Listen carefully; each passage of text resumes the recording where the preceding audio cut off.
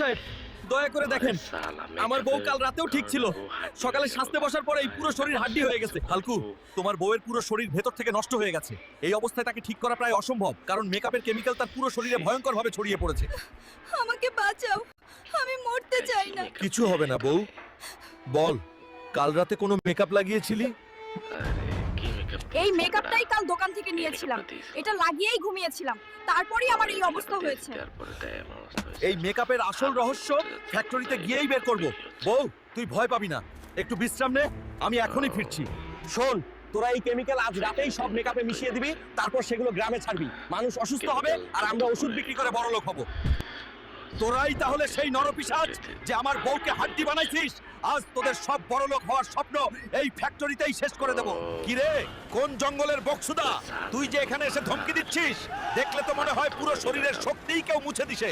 তোরা আমার বউকে হাড্ডি